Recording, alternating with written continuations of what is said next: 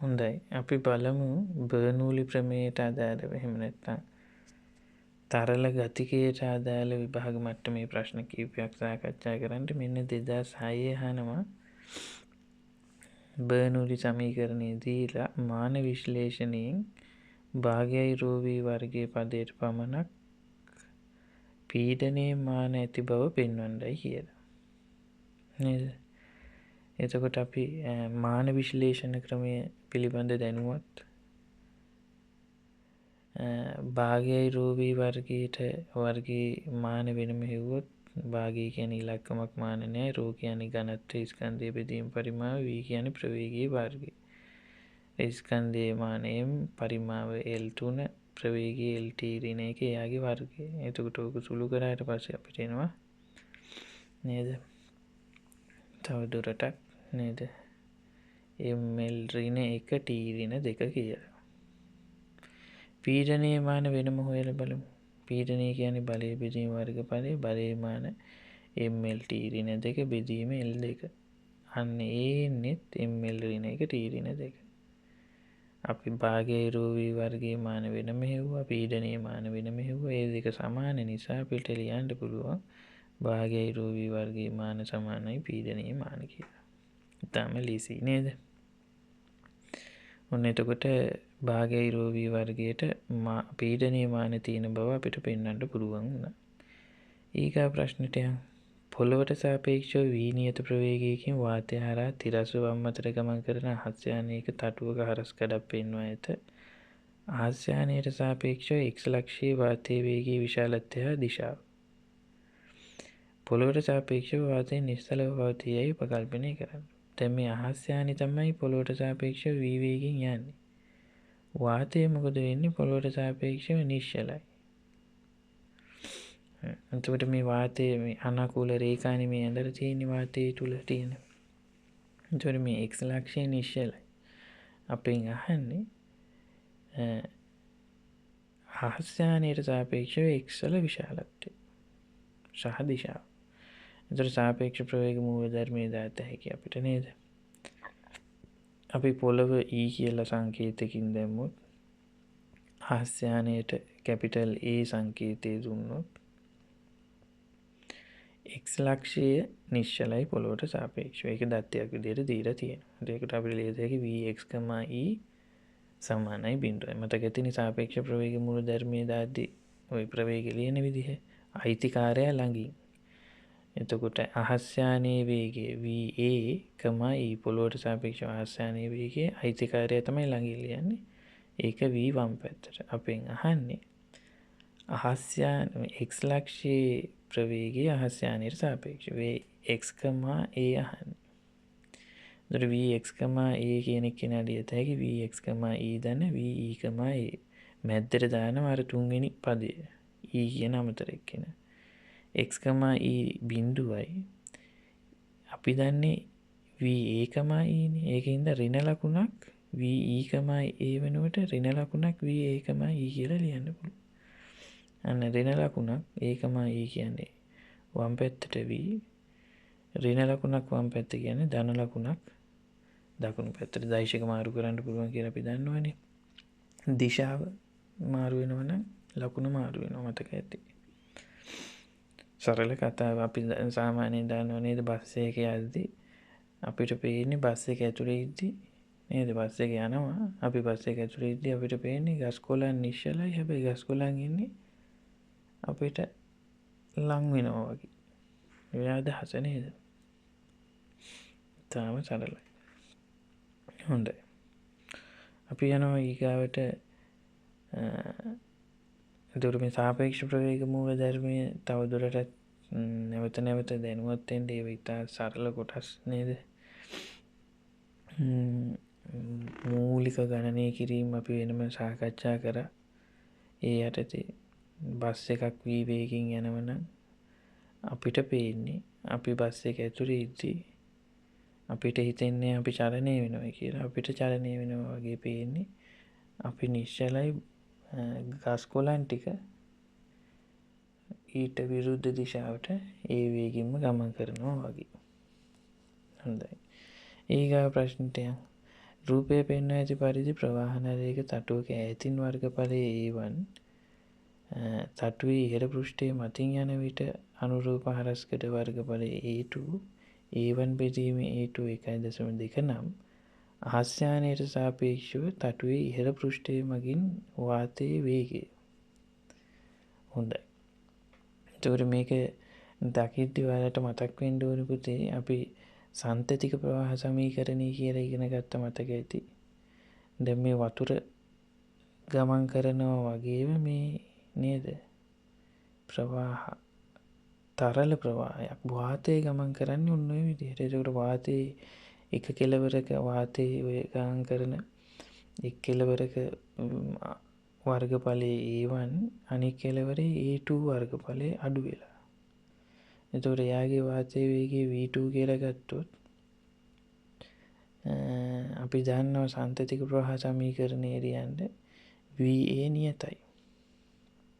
නේද? ඒ කියන්නේ V1 A1 සමානයි V2 A2. මතකයි නේද? ඉතා සරල ආදේශයන්. එතකොට V2 උක්ත කරන්න පුළුවන් V1 වතාවක් A1 බෙදීම A2.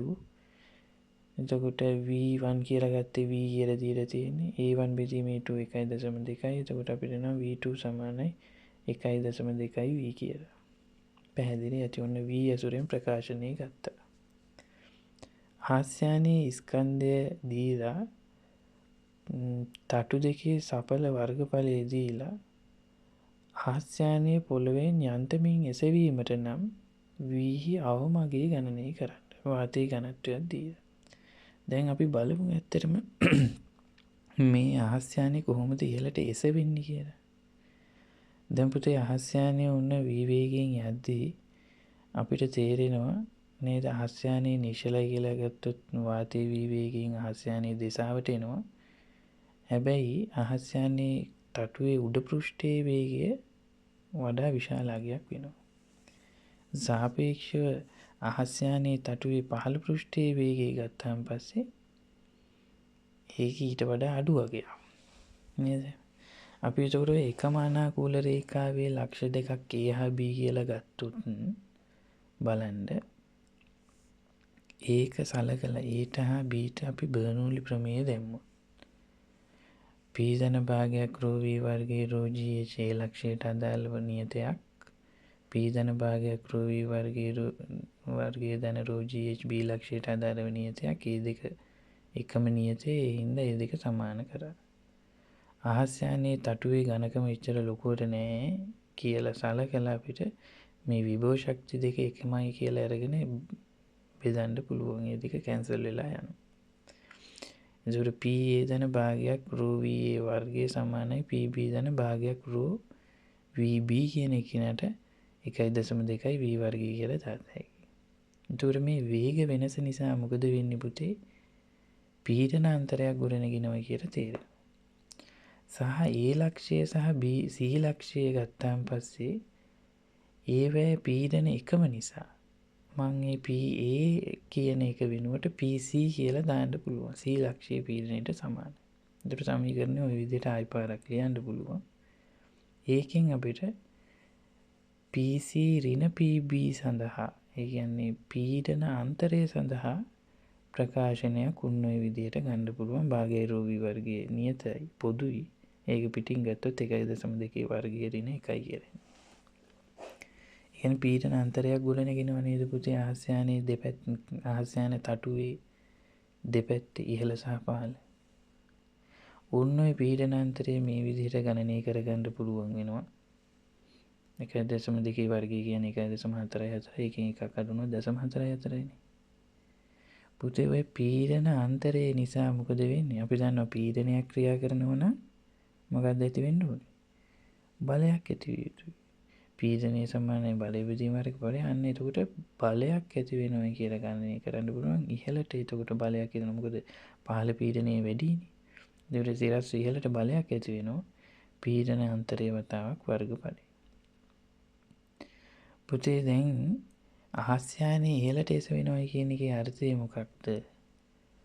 අහස්යානේ බරට සමාන ඉහළට බලයක් තිබුණොත් නේද මේක එසවෙන්න ඕනේ.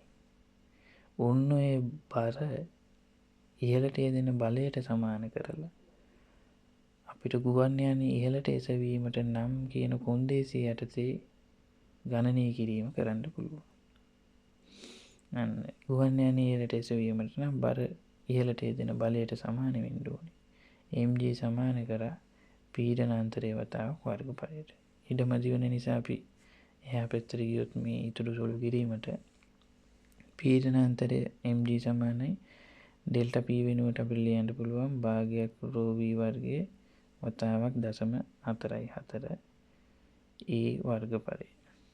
පුතේ එතනින් එහාට සියලුම දත්ත ටික දීලා දන්න ඒවා එතනින් එහාට ගණිතයේ තියෙන සුළු කරන්න තියෙන v යුක්ත කරොත් 2 mg බෙදීම රෝ වතාවක් 0.44 වර්ගමූලයනේ. 2 m වෙනුවට ආදේශය දැම්ම g 10යි රෝ 1.2යි 0.44 ආදේශ කරලා ගත්තා. පැහැදිලි නේද? මේකේ වර්ගමූලය ගන්නවා එතනින් යට සුළු කරලා ගන්න පුළුවන්. මෙතන අර වර්ගඵලයේ ආදේශ කිරීම කරන්නත් ඕනේ සුළු කිරීමේ පේනව නේද? ඒ කියන එක නෑ බෙදීමක් යටතේ තියෙන එක 250යි වර්ග මීටර්නේ. එතකොට ඕක සුළු කරාට පස්සේ හදන ක්‍රමය ගැන දැනුවත් වෙන්න සුළු කිරීම තනියම කරන්න පුළුවන්. දැන් ඒ දේවල් ළමයි වැඩිහිටි ළමයි නේද? එතකොට එන්නේ 200යි ms ඍණ 1 කියලා. මම මෙතන මේ සුළු කිරීමේ පොඩි දෝෂයක් ඇති ඒකයි හරියට උත්තරය ආවේ නැත්තේ. නමුත් තේරුම් ගන්න හදන ක්‍රමය ගැන දැනුවත් වෙන්න මොකද කරේ අපි පීඩන වෙනස හේවුවා. බර්නූලි ප්‍රමේය දාලා පීඩන වෙනස දන්නවා නම් බලය හේවුවා. ඒ බලය බරට සමාන කරා ඉහළ යාම සඳහා. සිම්පල් D බලන්න. ගුවන් පතේ මත ආස්‍යානයේ නිසලතාවයෙන් ගමන් අරඹන අතර එන්ජිම 6 වැඩි කිරීම 10 නියත තිරස් එළවුම් බලයක් යොදයිලු. වාතය නිසා ඇතිවන රෝධක බලයක් දීලා තියෙනවා. වේගය අයත් කර ගැනීම සඳහා කොපමණ දුරක් ගුවන් පතේ ගමන් කළ යුතුද? දැන් ඉදිරියට යෙදෙන බලය දන්නවා. ඝර්ෂණ බලය වෙනම දීලා තියෙනවා. ආරම්භක ප්‍රවේගය 0යි කියන්න දන්නවා. දැන් අවසාන ප්‍රවේගය 20 නෙමෙයි මෙතන 200 ගන්න ඕනේ. එතකොට දැන් විස්ථාපනය තමයි ආන්නේ. එතකොට අපිට තොරණේ දැනන් හිටියනම් නේද? චලිත සමීකරණයක් දාන්න පුළුවන්. ඒ නිසා අපි මොකද කරන්නේ? f සමානයි m දානවා. සම්ප්‍රයුක්ත බලය ගද්දී 6 වැඩි කිරීම 10න් අඩු කරන්න ඕනේ 7.2 මම 10 බල ලේසි වෙන්න 0.72 වැඩි කිරීම 10 කියලා කිරීම ලිව්වා. ස්කන්ධේ වතාවක් කි. ඕකෙන් තොරණය උක්ත කරලා ගන්න. පැහැදිලිද? තොරණේ ආදේශයක් එතනත් සුළු කිරීම තනිව බලන්න. නේද? හදන ක්‍රමය ගැන වැඩිපුරම අවධානය දෙන්න. එතකොට පුතේ තොරණේ ගානට එනව නේද 20යි කියලා. 20යි ms ඍණ 2. දැන් අන්න ආරම්භක ප්‍රවේගය දන්නවා, තොරණේ දන්නවා, අවසාන ප්‍රවේගය දන්නවා, විස්ථාපනය. මොකද කරන්නේ? v වර්ගය සමානයි u වර්ගය දන 2s චලිත සමීකරණය දාලා s ගේ උත්තරය අපිට ගත්ත හැකි මීටර 100ක් කියලා තමයි එන්නේ. මෙතන සුළු කිරීම අර කලින්ම සුළු කරපු එකේ ප්‍රවේගයේ ගැටලු වෙච්ච හින්දා තමයි උතන අඩුපාඩුව තනියම හදලා බලන්න. හදන ක්‍රමය ගැන දැනුවත් වෙන්න ආදේශය සහ ගණනය කිරීම තනිව බලන්න. ඊට පස්සේ බලනකොට මෙන්න MCQ ගණන් කීපයක්. පොළොවක ජීවත් වෙන සමහර සතුන් වෙන එක රූපය පෙන්වලා තියෙනවලු. AB ස්ථාන දෙකේ වේග දීලා වායු පීඩනයේ වෙනස සහ බෙනේ තුලින් වාතය ගමන් කරන දිශාව. අපි AB ලක්ෂ්‍ය සලකලා බර්නූලි ප්‍රමේය දැම්මොත් මේ විදිහට ලියන්න පුළුවන්. එකම තිරස් මට්ටම නිසා මේ දෙන්නගේ නේද විභව ශක්තිය නේද ඒකක පරිමාවක විභව ශක්තිය නියතයක් කැපිට යනවා. අන්න එතකොට වෙන වෙනම වේග දීලා තියෙන නිසා අපිට පීඩන අන්තරය ගණනය කරගන්න පුළුවන්. වේගයේ වැඩි තැන පීඩනය අඩුයි, වේගයේ අඩු තැන පීඩනය වැඩි. ඒ නිසා අපිට මොකද කරන්න වෙන්නේ? P බීරින PA කියලා තමයි ලියන්න වෙන්නේ නේ. පැහැදිලි නේද? P බීරින PA එනවා. භාගයක් රෝ V A වර්ගයේ ඍණ VB වර්ගයනේ. ඒ විදිහට අපිට ගන්න පුළුවන්. එතනින් පස්සේ ආදේශයක්. ඒ ආදේශය නිවැරදිව කරලා අදාළ අවසාන උත්තරයට යන්න පුළුවන්. එතනින් පස්සේ පීඩනයේ වැඩි තැන ඉඳන් අඩු තැනට තමයි වායු ධාරා ගමන් කරන්න කියන එක දැනුවත් වෙලා වායු ධාරාව යන්නේ කොයි දිශාවටද කියලා අහුවොත් B සිට A දක්වා කියලා ලියන්න පුළුවන්. ඒකට උත්තරේ වෙන්නේ පැස්කල් 39යි. කොයි ඉඳන් කොහෙටද යන්නේ? B සිට A දක්වා. එතකොට ඔන්න ඔය උත්තරේ අපිට ගන්න පුළුවන් වෙනවා. ඉතාලම සරල මට්ටමේ විභාග ගණන් තමයි මේ තියෙන්නේ නේද? සියලුම විභාග ගණන් ගත්තාන් පස්සේ මූලික સિદ્ધාන්ත කරුණු ටික දැනුවත් නම් නේද? ඉතා පහසුයි. ඒව නැවත නැවත උත්සාහ කරන්න. අපි තව බලන්න බලමු. මෙන්න 2003 ඒතවල A සහ B කුඩා විවර දෙකක් සහිත පොළොව යටට පිහිටා ඇති ගුහාවක රූපය පෙන්වා ඇත. ගුහාව මතින් සුළඟක් හමා යයි. A සිට B වාතයේ පීඩන හා ප්‍රවේග පිළිවෙලින් දීලා පහත ප්‍රකාශ වලින් සත්‍ය මොකක්ද කියලා අහනවා. දැන් පුතේ මේ අනාකූල හැඩය නිසා මොකද වෙන්නේ? මේ වර්ගඵලය A හරියේදී වැඩි B ලක්ෂ්‍ය හරියේදී වර්ගඵලය අඩු වෙනවා. අපි දන්නවා සාන්තතික ප්‍රවාහ සමීකරණයට අනුව VA නියතයි. වර්ගඵලය අඩු වෙද්දී වේගය වැඩි වෙනවා. එතකොට B ලක්ෂ්‍යයේදී වේගය වැඩි සාපේක්ෂව A ලක්ෂ්‍යයේදී වේගය අඩුයි සාපේක්ෂව. අපි බර්නෝලි ප්‍රමේයයෙන් පීඩන භාගයක් රෝ V වර්ගයේ රෝ GH නියතයි නම් P සැලකුවොත් මේ V වේගය වැඩි වෙන්න පීඩනය අඩු වෙනවා කියන එක දැනුවත් වෙන්න පුළුවන්. පැහැදිලි නේද? රෝ GH නියතයි නම් ඇයි ඔක්කොම නියත නිසා වේගය වැඩි වෙද්දී පීඩනය අඩු වෙන්න ඕනේ. ඒ වගේම වේගය අඩු වෙද්දී පීඩනය වැඩි වෙන්න ඕනේ කියන එකත් අපිට ওই සූත්‍රය අනුව හිතන්න පුළුවන්. ඒ අනුව මොකද හිතන්නේ? A ලක්ෂයේ පීඩනය වැඩි, B ලක්ෂයේ පීඩනය අඩුයි. A සිට B එක් තමයි යන්නේ. අපිට මේත් එක්කම පුතේ බර්නෝලි ප්‍රමේයයේ යෙදීම සලකන්න පුළුවන්. නේද? ගොඩක් වෙලාවට ඔයාලා දැකලා ඇති නේද? ගුවන් යානයක අනාකූල හැඩය ගත්තාන් පස්සේ ඒ ගුවන් යානයේ තට්ටේ අනාකූල හැඩය නිසා ගුවන් යාන තට්ටේ ඉහළ පැත්තේ අපි හදපු විභාග ගන්න මේ වීඩියෝ එකෙමනේ. ඒක දැනුවත් වේගය වැඩි වෙනවා. ඒ නිසා ඉහළ පීඩනය අඩු වෙනවා. සාපේක්ෂව පහළ තට්ටේ පහළ වේගය අඩුයි, පීඩනය වැඩි වෙනවා. පීඩනය වැඩි තැන ඉඳන් අඩු තැනට ඉහළට බලයක් යෙදෙනවා. ඒ බලය නිසා ගුවන් යානය ඉහළට ගමන් කරනවා. එතකොට අභ්‍යවකාශයක වගේ කියන්නේ මේ වාතයේ නැති තැනක ගුවන් යානයක චලිතයක් අපිට ගන්න විදියක් නැහැ. මොකද වායු ප්‍රවාහයක් ඇති වෙන්නේ නැහැනේ. එහෙම වුණොත් ජෙට් එකක් වෙන්න ඕන. වේගයෙන් හුලං හමද්දී මේ වහල ඉස්ස වෙන්න හේතුව වහලේ තියෙන අනාකූල හැඩයින්ද ඒත් වහලේ උඩ පෘෂ්ඨයේ වේගය වැඩි වෙනවා. එතකොට පීඩනයේ සාපේක්ෂව ගොඩක් අඩු වෙනවා. ගේ ඇතුලේ වේගය ගේ ඇතුලේ වාතයේ චලනය වීමක් නැහැ වගේ වේගය ගොඩක් අඩුයි. ඒ කියන්නේ පීඩනය ගොඩක් වැඩි වෙනවා. වහලේ මත පහළ ඉඳන් ඉහළට පීඩන අන්තරේ නිසා බලයක් ගොඩනගෙනවා. දැන් වහලේ එස වෙනවා. ඊට පස්සේ හුලඟට ගහගෙන යනවා.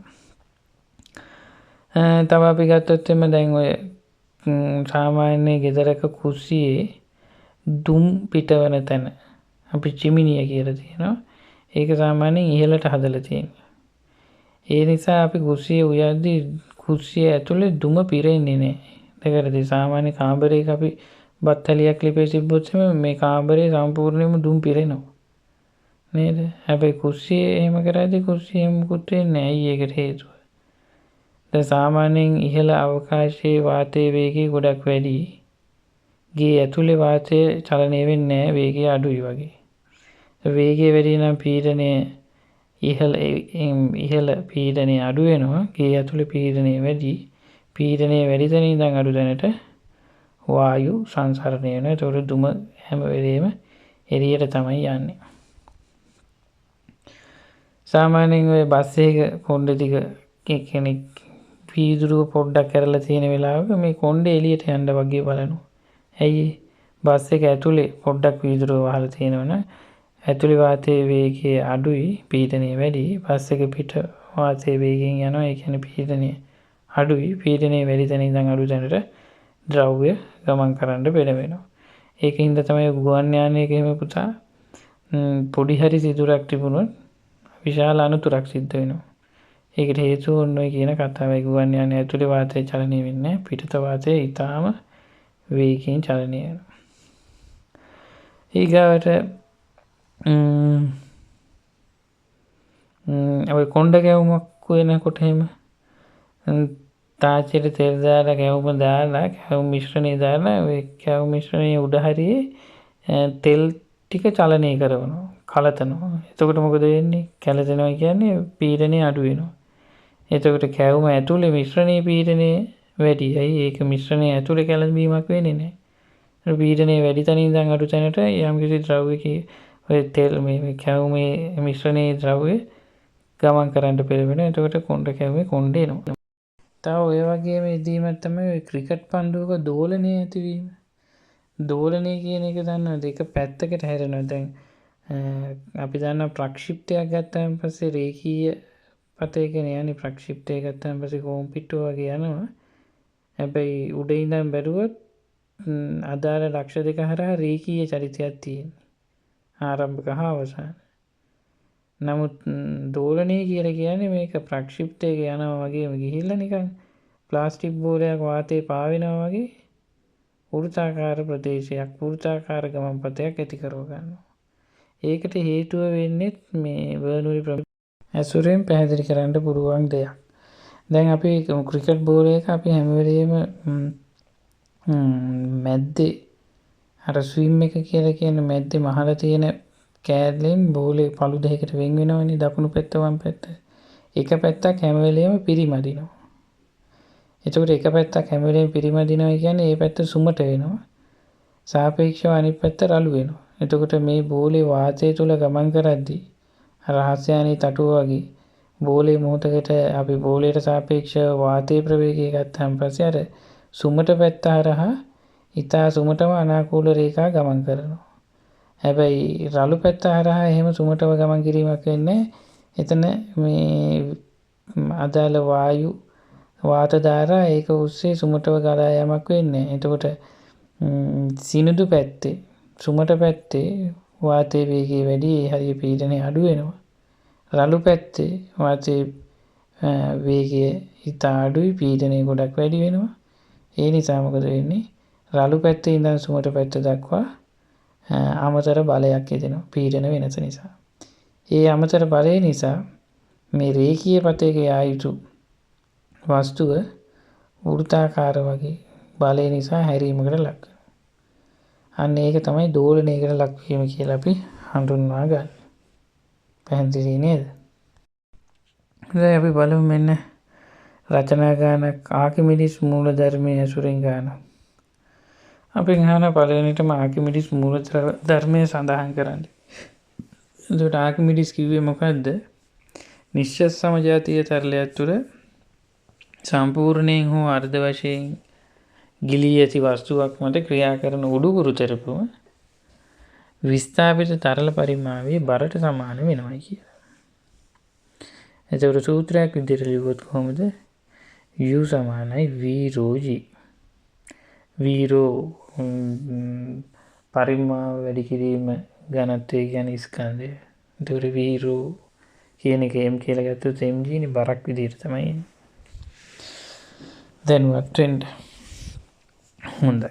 ඊගාට අපි බලමු මෙන්න විභාග ගානක් 80 ගණන් වල ඝනත්වය 850යි kg ඍණ 3 ප්ලාස්ටික් ද්‍රව්‍යයකින් තනු 20 සෙන්ටිමීටර දිග සිලින්ඩරයක අක්ෂයේ දිගේ අර 1 සෙන්ටිමීටර වන සිලින්ඩරාකාර සිදුරක් මුළු දිගටම තිබේ. ඝනත්වය 10.3 කියලා දීලා තියෙන්නේ. ජලය මත සිලින්ඩරයේ අක්ෂය සිරස්ස පිහිටනසේ පාවේලු ගිලී ඇති කොටසේ උස ගණනය කරන්න. ඊගාවට දෙවෙනි කතාවකුත් වෙනම තියෙනවා. අපි ඒක මුලින් හදලා ඉමු. එතකොට සිලින්ඩර ද්‍රව්‍යයේ ඝනත්වය දන්නවා, ජලයේ ඝනත්වය දන්නවා, සිලින්ඩරයේ සම්පූර්ණ උස දන්නවා. ගිලිලා තියෙන උස අපි x කියලා ගමු. ඒක තමයි අපිට හොයන්න ඕනේ. x හරි h හරි. නැත්නම් සිදුරක් තියෙනවා. මේ සිදුරේ අරය 1 සෙන්ටිමීටර කියලා දීලා තියෙනවා. එතකොට දැන් අපි මොකද කරන්නේ? බාහිර අරය දීලා නැහැ. ඒකින්ද අපිට නේද අපි ගිලිලා තියෙන උස තමයි අපෙන් අහන්නේ කියලා දාගමු. අපි බාහිර අරය දීලා නැති නිසා අපි බාහිර විස්කම් මේ බාහිර වර්ගඵලයම ද්‍රව්‍යයේ වර්ගඵලය බාහිර විතරක් නෙමෙයි මේ සිදුරේ වර්ගඵලය අයින් කරලා පවතින හරස්කඩ වර්ගඵලය ගමු a කියලා.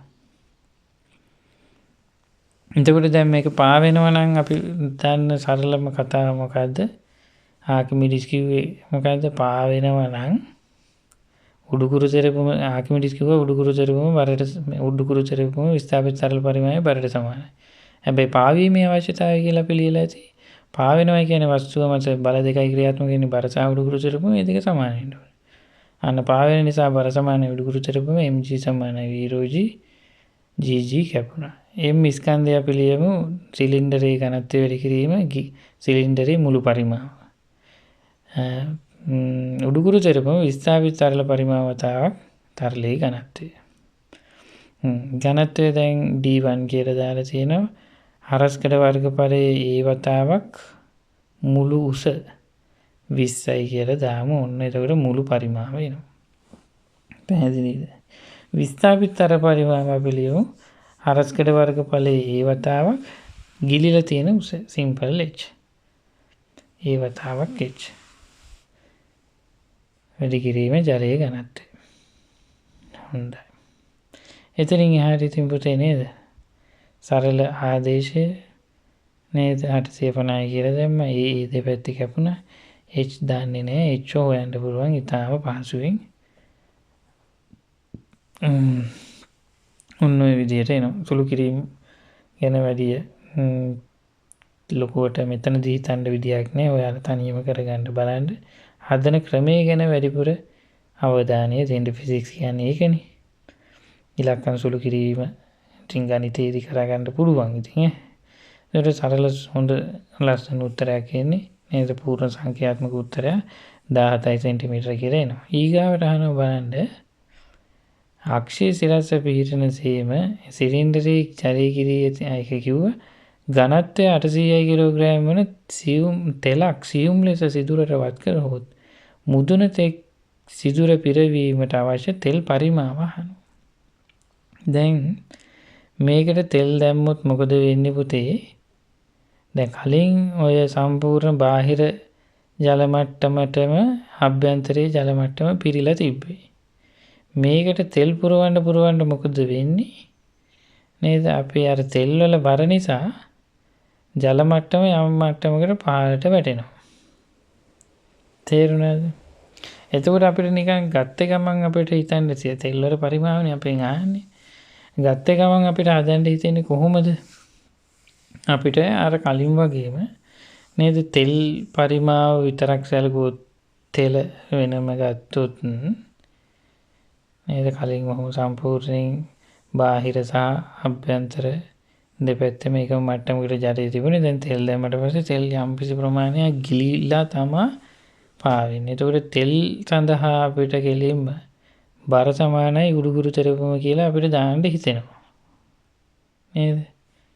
එතකොට විස්ථාපිත සරල පරිමාව ඇසුරෙන් නේද මුළු බර ලියත හැකි මුළු පරිමාව ඇසුරෙන් හදුවොත් මොකද වෙන්නේ කියලා බලන්න. තෙල් පාවෙන නිසා බර සමානයි උඩුකුරු තෙරපුම. තෙල් පරිමාව තෙල් වල බර mg උඩුකුරු තෙරපම v/g gg කැපුණා. මුළු ස්කන්ධය ලියමු ඝනත්වය වතාවක් මුළු පරිමාව. උඩුකුරු තෙරපම විස්ථාපිත තරල පරිමාව වතාවක් මුළු පරිමාව වැඩි කිරීම තෙල් වල ඝනත්වය. උඩුකුරු තෙරපම විස්ථාපිත තරල පරිමාව වතාවක් ද්‍රවයේ ජලයේ ඝනත්වය. එතකොට එහෙම ලිව්වයි කියලා අපිට උත්තරයක් එන්නේ නැහැ පුතා. බලන්න. නේද? එහෙම ගණනය කරන්න ගියාට අපිට කොච්චරක් ගිලිලද කියන එක හොයාගන්න විදිහක් නැති වෙනවා. ඒකට අපි මුලින් තේරුම් ගන්න ඕනේ ඒ ක්‍රමය හරියන්නේ නැහැ. අපි වෙනස් ක්‍රමයකට යන්න වෙනවා. ඒ සඳහා අපි දැන් මොකද කරන්නේ? දැන් අපි දන්නවා ගිලිලා තියෙන උස 17යි. එහෙනම් පාවෙන උස 3යි. එතකොට අපි හිතමු අර ජල මට්ටමේ ඉඳන් පහළට යන තෙල් ප්‍රමාණය තෙල් කඳේ උස x කියලා ගමු. මොකද අර අනික් ක්‍රමයට හදන්න ගියාට අපිට උත්තරයක් ගන්න බෑ. තේරුණාද පැහැදිලිද කතාව? හොඳයි. දැන් ඔන්න ආරයත් 1 සෙන්ටිමීටර කියන්න දාන්න හින්දා දැන් අපි දාමු පුතා තෙල් කඳ සඳහා අර කලින් කතාව තෙල් කඳ පාවෙන නිසා අපිට ලියන්න පුළුවන් තෙල් වල බර සමානයි තෙල් කඳ මත ඇතිවන උඩුකුරු තෙරපුම. බර mg සමානයි v/g m ස්කන්ධය අපි ලියමු තෙල් කඳේ මුළු උස දැන් අපි දන්නවා මුළු පරිමාව v වතාවක් ඝනත්වය තෙල් ගිලිච්ච පරිමාව v ගිලිච්ච පරිමාව වතාවක් ρ තෙල් කඳේ මුළු උස එන්නේ 3 x වතාවක් හරස්කඩ වර්ගඵලය වැඩි කිරීම d ඔයිල් කියලා දැම්ම තෙල් වල ඝනත්වය ගිලිච්ච පරිමාව කොහොමද ලියන්න වෙන්නේ හරස්කඩ වර්ගඵලය වතාවත් x ඇයි x කියලානේ අපි ගිලිච්ච උස ගත්තේ වතාවක් රෝ අන්න පුතේ ඊට ඒ සුළු වුණා.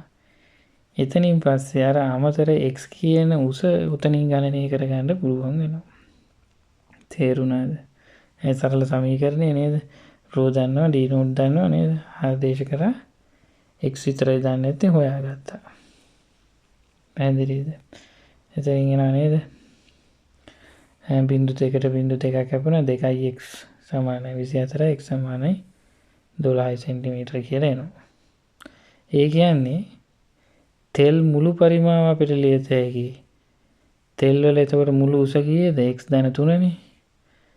වතාවක් වර්ගඵලයේ මුළු උස එතකොට 12 ධන 3 කියන්නේ 15 වතාවක් හරස්කඩ වර්ගඵලය අපිට ලියන්න පුළුවන් නේද? 5r වර්ගය. එතනින් එහාට ආදේශ කරලා හදන්න පුළුවන් නේද? ඔන්න තේරුම් ගත්තා. ඉතා සරල මට්ටමේ ගණනය කිරීම ටිකක් තියෙන. ඉතින් මේවා වැඩිපුර ප්‍රැක්ටිස් වෙන්න ඕනේ. පුතේ ඕකම අපිට මේ ගිලිච්ච උස x කියලා අරගෙන නේද අපිට මේ පීඩන සමාන කරලා තෙල් එකම තිරස් මට්ටමේ පීඩන සමාන නිසා තෙල් අතුරු මුහුණත මත ලක්ෂය a කියලා අරගෙන ජලය මත ලක්ෂය b කියලා අරගෙන pa සමානයි pb කරා a හා b ලක්ෂ වල පීඩන h/g විදිහට ලිව්වා 5 ධන h/g විදිහට 5 සමානයි සුළු වුණා gg සමානයි කැපුණා h oil ρ oil සමානයි hw ρ w කියලා ලිව්වා නේද එතකොට hw කියන එක්කෙනා අපිට ගන්න පුළුවන් නේද ඒක x කියලා ගත්තා h oil කියන එක අපි ලිව්වා 3 ධන x විදිහට නේද 3 ධන x වතාවක් 800 සමානයි x වතාවක් 10 තුන. උතනින් x හොයන්න පුළුවන්. ඒත් එහෙම x හොයලා අර විදිහම සුළු කිරීම කරා නම් ඒත් උත්තරේ එනවා. හොඳයි පුතේ මේ විදිහට ඊතුරු විභාග ගණනුත් තනියම හදලා මේ වැඩේ පුළුවන් කරගන්න.